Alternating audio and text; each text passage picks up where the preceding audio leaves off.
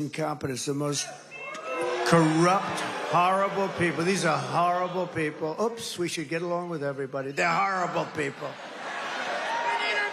You know, some people you just can't get along with.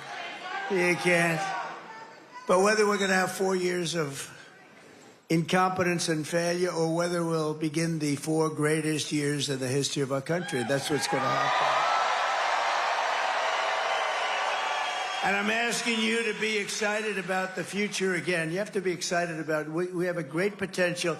If we have to go another 2 days beyond that term, we're not going to have a great... We have to get this done now because we're not going to have a second chance. There'll never be a second chance. It's too far gone. We're really, you know, we are a failing nation. We are a nation in decline. But don't worry. We will not be a nation in decline for too much longer, I'll tell you. We'll be a nation of incline as opposed to decline. But I'm asking you to dream big again. You're going to have to dream big again. It's going to be hard for you to do that because you've gone through a long period. But we had some great 4 years. This will be America's new golden age. This will be better than what we had even 4 years ago. Remember, we were energy independent. We had everything. Every problem facing us can be solved, but now the fate of our nation is in your hands. And this is a very important state. Number one, I love the state. Number two, we've always won. I won the primaries and I won the elections, and I didn't have to worry about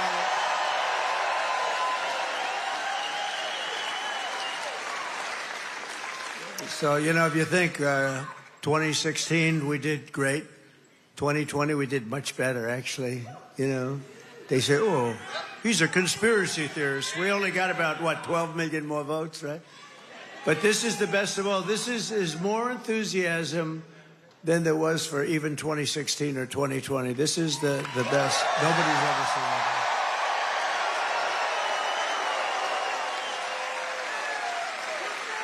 I just saw General Kellogg, wherever he may be backstage. Where is he? Oh, there he is. Look at that general. He's a real general, not like Millie. Not like Millie. Not like Kelly, low. He's a low IQ guy. But this is a real general. He's great. But he said backstage, this reminds me, sir, of 2016. I said, thank you very much. That's a good reminder, isn't it? He's a great guy. This Tuesday, you have to stand up and you have to tell Kamala that you've had enough, that you're not going to take it anymore. Kamala, you're fired. Get the hell out of here. Get out of here. Get out of here, Kamala. Get the hell out of here. The worst vice president, the worst border czar. She's the worst border czar in the history of the world. There's never been a border in the history of the world that allowed criminals to pour through. 21 million people, think of it. Well, we're running a campaign of solutions to save America, an America which they have virtually destroyed during their almost 4-year period of rule. Kamala Harris, a low IQ individual, is running a campaign of hate, anger, and retribution. See, I'm very nice to them. They're not nice to me. She spends all of her time complaining about everything, but does nothing about it. She's going to do this, she's going to do that. Why the hell didn't she do it, right?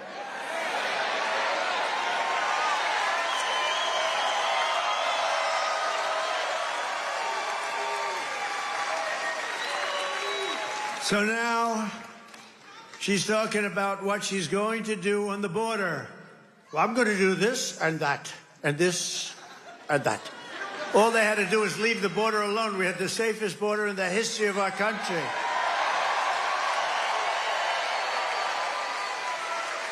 In fact, to prove it, put up my chart, the favorite chart. I love that chart. I love that chart. That was the day I left office. We had the lowest number ever. The day I left office was where the red arrow is on the bottom. And then it became like an Elon Musk rocket ship, right? Look at that. Look what happens to it. Right after that, it went to hell. They let it go to hell. We had remain in Mexico. You couldn't come into our country. I had to remain. You think that was easy to get from Mexico? I had to be very threatening. I said, you're not going to do it? No, sir, we're not. Why would we do that? I said, because if you don't do it, I'm going to put a 100% tariff on your cars coming in. Sir, took me about 1 minute. They went from, we will absolutely not do that, sir. Why would we do a thing like that? Remain in Mexico. They have to remain in your car. I said, no. I tell you why. You know why? They went from that to say, sir, we would be delighted to do whatever you'd like, whatever you. Now I said, we're going to put a 100% tariff on your cars if you don't do it. So they said, we'd love to have our people we would love to have MS-13 gang members, criminals, people from mental institutions stay in our country. It would be our great honor, sir. It was really amazing. It took less than a minute. But or what she's going to do about inflation. I'm going to do things about, she caused the inflation by screwing up my energy policies. She caused the inflation and spending way too much money on the Green New scam. She caused it. But why didn't she do something about it, right? Or what she's going to do to get the economy going. We're going to do this and that. Oh, by the way, her plans are the plans of a simpleton. They're not going to work. We'll be in a depression like 1929. What we're going to do to get the economy. But why didn't she do it? Why didn't she do all these things? She's saying, we're going to do this. She's trying to disassociate herself from Sleepy Joe Biden.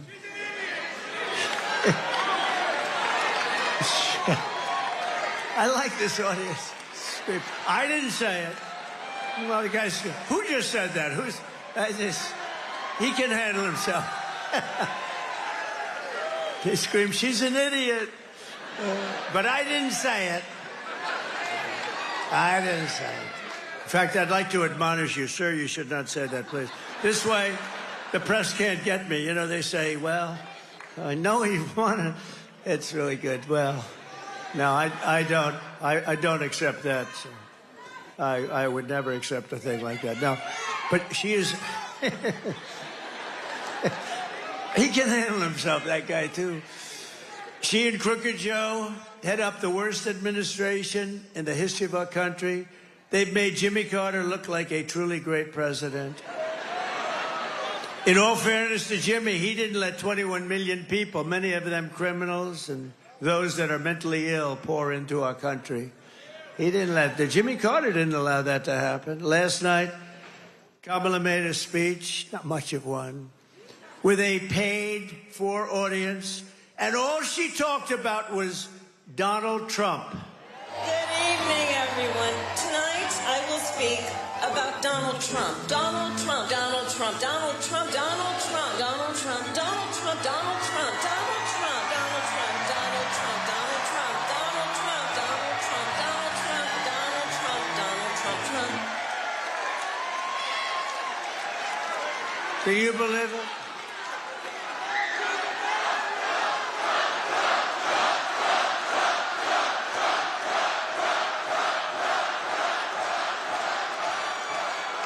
Because she and Joe have no achievements, only failure and gloom. See, that was so perfect. It worked out perfectly.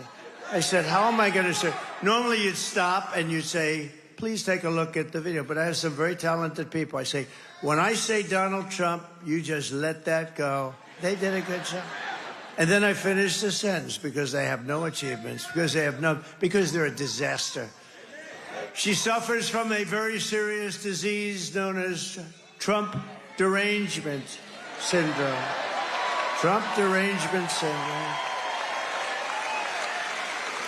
TDS, sometimes referred to as TDS. It's quite serious. It's inflicted havoc on some lives. But many Democrats suffer from that disease, and it's only because of one reason, because we're winning.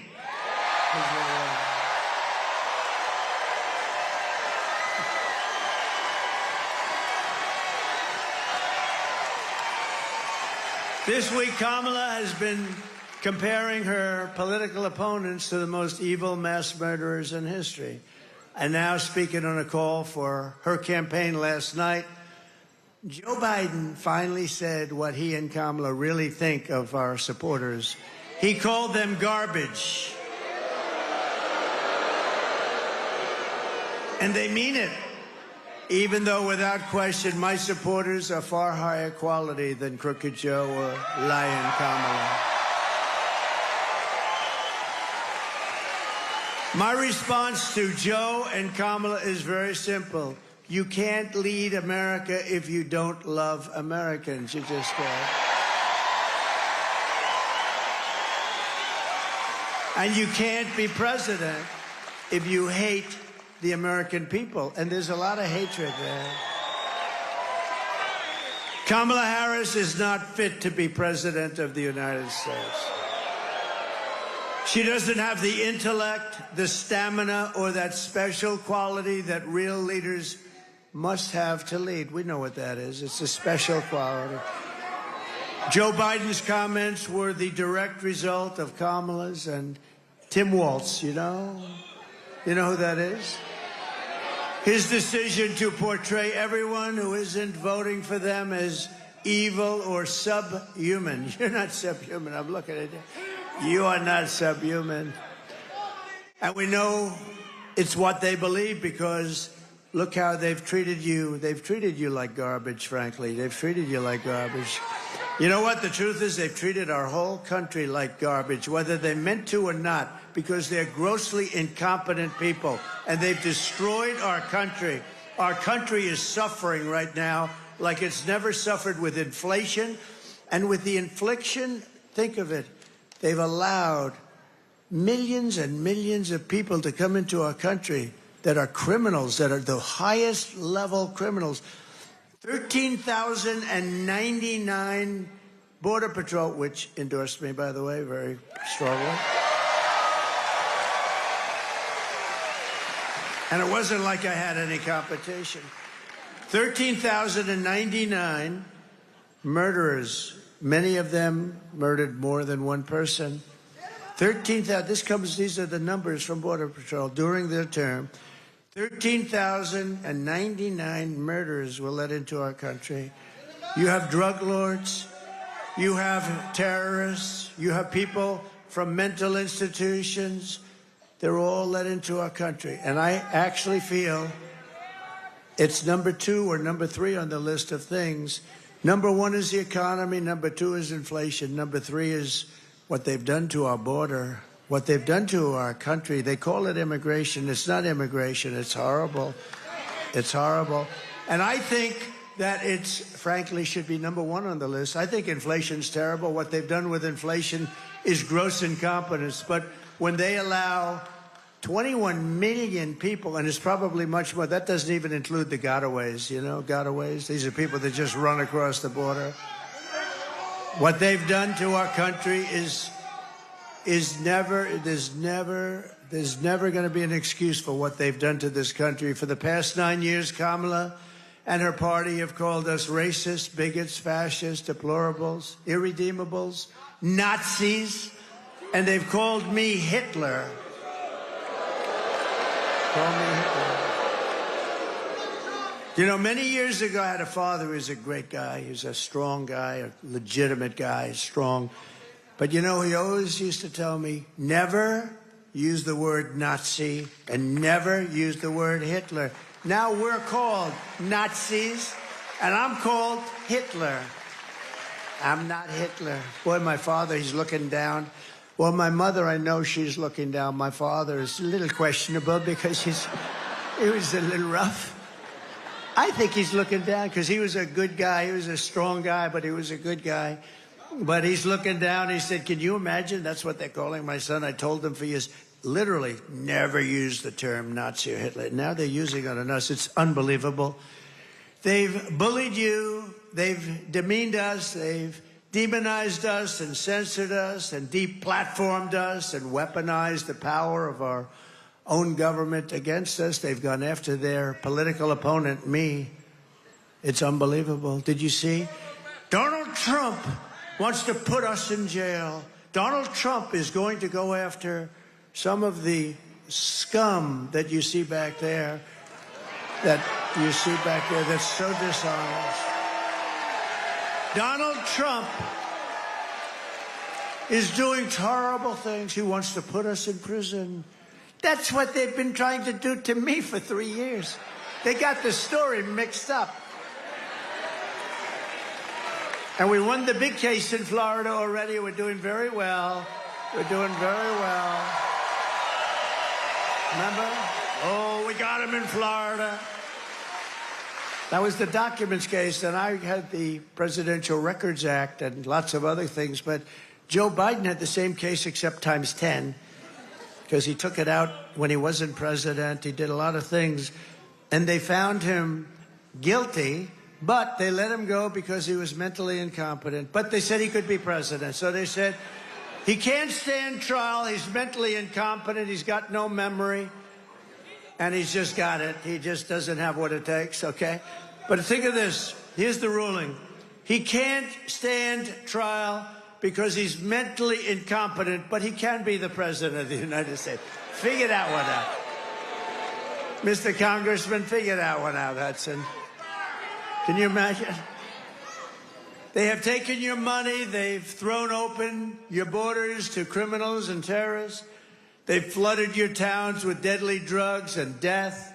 They've given you jobs to illegal migrants and sent our blood and treasure to fight really stupid foreign wars, countries that you've never heard of, countries that you and your children have never even heard of.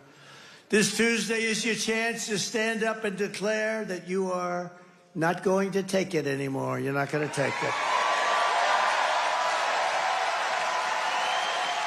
6 days from now, we can turn the page forever on this failed and corrupt administration. They are corrupt. They are failed and they're corrupt. They're the worst administration. Joe Biden is the worst president in the history of our country.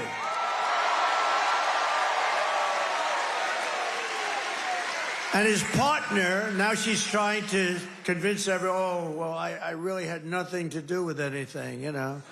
I'm sure he loves hearing that. She is the worst vice president in the history of our country. By the way, if you go back a few months, everybody was saying she's the worst vice president. She's incompetent. She's a dope. She's everything you can imagine. All of a sudden, they decided they better get politically correct, okay? And they chose her over 12 people that are far more competent. We can declare once and for all that we are done with their hatred. We are done with their hysteria. We are done with their hoaxing, lying, cheating, scheming, plundering, and stealing.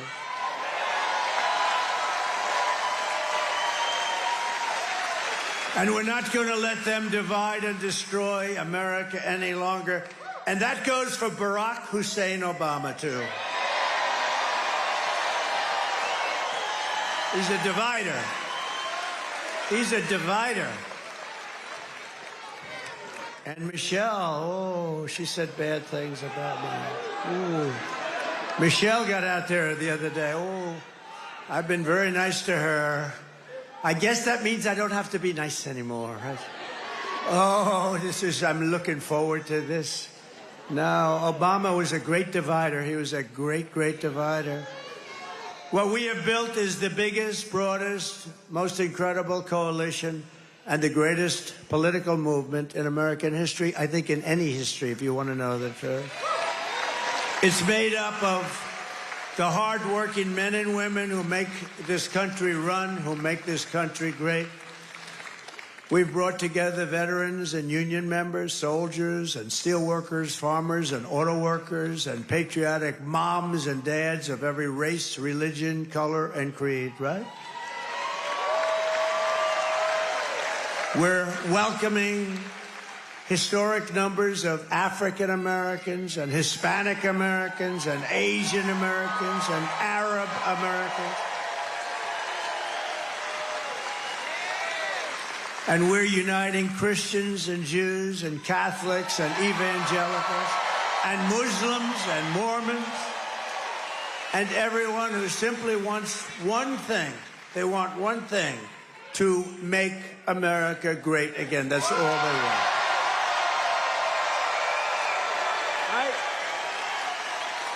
Our campaign has been endorsed by the 400,000 members of the Fraternal Order of Police. And I don't believe there's a police organization in America that hasn't endorsed us. And I don't believe there's even a single policeman or policewoman, a cop. That's another thing. My father always used to say, never call them cops. That's disrespectful. I don't know. I think, look, I'm going with my father. So we're going to say policeman or policewoman. Never call them cops. That's disrespectful, son. I don't know. Makes sense? If my father said it, I do it. But think of that. I don't think a single policeman or policewoman has endorsed her. She was a leader of Defund the Police. That's hard to get an endorsement. Yes, I was in charge of defunding the police for 10 years. I'd love to have your endorsement. But then we had the Border Patrol agents who were so incredible. For 4 years, they haven't called her. She hasn't called. Think of this. 4 years. I said, has she ever called? Has Biden ever called? Sleepy Joe? No. I said, you don't mean no. You mean maybe they haven't called you, but have they called you? We had the top 10 leaders up. They gave me the best endorsement you've ever heard. And the worst statement about her, they said she's grossly incompetent. And then she's supposed to be running. I don't believe, they say it's like a close race. I can't believe it's a close race. Not that I just can't believe it. But I said, did she ever call you? No, sir. Never once. I said, you mean in almost 4 years? No, she never called, sir. Never once. Nobody. She never called anybody. She was in charge of the border, whether you call her borders or she doesn't want that name anymore because it was so bad. She did such a bad job. But she was in charge of the border. Think of this. And she never called Border Patrol one time in 4 years. By the rank and file membership of the Teamsters who endorsed us, I will tell you the Teamsters, we got 62% or something. And I got the endorsement. Oh, what a beautiful endorsement, because I love brilliant people. We don't have too many of them. We have to protect our brilliant people. There aren't too many of them. There aren't too many. All right, dueling rallies in North Carolina, battleground state, one of 7 battleground states that could swing this election, and it's tight for Trump and Harris right now, deadlocked there in North Carolina. Let's bring in our contributing political correspondent, Rachel Bade. Rachel, we heard from Kamala Harris earlier.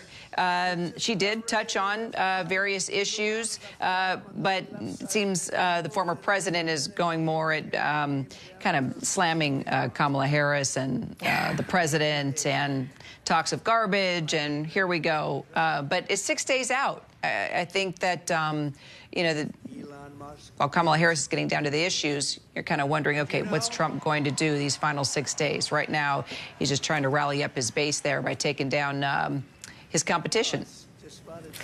Yeah, I mean, you're right. 6 days out, I think both candidates are very clearly feeling the pressure right now and responding to it in different ways. Donald Trump, as you know, when he feels threatened, he often lashes out.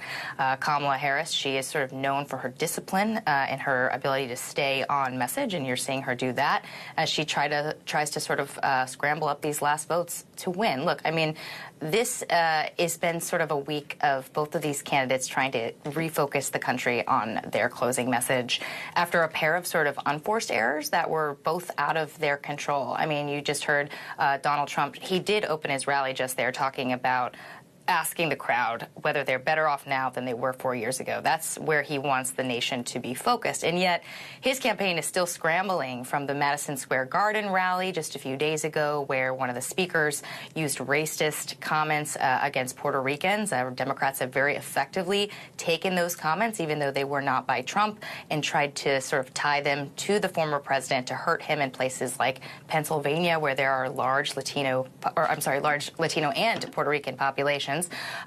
And Harris, last night delivering this really disciplined speech again on the National Mall, talking about turning a page on Donald Trump and his chaos, wanting to work with people who are of a different opinion and different party than her, as opposed to sicking the military on them, as Donald Trump has suggested he will do. And yet, she was sort of thrown off balance a little bit too when Joe Biden came out and, you know, made this statement last night that some people took as an insult to voters who are backing Donald Trump. And so, look, she's trying to refocus the message, like I said, on what she wants to close out on instead of what Republicans are now using to try to attack her with, Kira. Well, when we woke up this morning, everybody wanted to sort of see what the response was to her speech. And unfortunately, it was President Biden and the comments he made about Trump supporters being garbage that really dominated the news. You think that's going to hurt her at all? I mean, look, I sort of am sympathetic to this argument that, you know, this is not Kamala Harris herself making this, right? It's Joe Biden making the speech. This is very different than, say, Hillary Clinton when she said in 2016 that Trump supporters are basically this basket of deplorables, and that really blew back on her. Kamala Harris has made a point time and time again, whether it be this morning when she sort of gently rebuked Biden, saying she would never say this about any sort of supporters of Donald Trump. She would never say a negative thing about them. She also said that in the Bret Baier interview on Fox News when the conservative host tried to sort of say, look, do you think these people are stupid? And she said, I would never, ever say that about, you know, Trump supporters or any Americans. So, look, I think Republicans are very good at sort of unifying behind a message, and I think what they saw last night was a perfect opportunity to pivot from the Puerto Rican comments controversy that has really been, you know, center stage in the past 3 days since the Madison Square Garden rally, and they're going to use this as much as they can. They're going to talk about it constantly. You see them doing it already to try to say she's the one that is divisive and she's the one who has an us versus them mentality. So it just really it's unclear how much is going to move the needle, but Republicans are certainly going to try, Kira. Meanwhile, Trump is there calling Kamala Harris names, President Joe Biden names. It continues. Yeah, I know. All right. Well, bottom line, we are going to be following all these campaign rallies as we are moving closer and closer to Election Day. And it is close. Rachel Bade, thank you so much. We'll talk more. And I'm Kira Phillips. Thanks for streaming with us. We do have a lot more news next. Don't go far.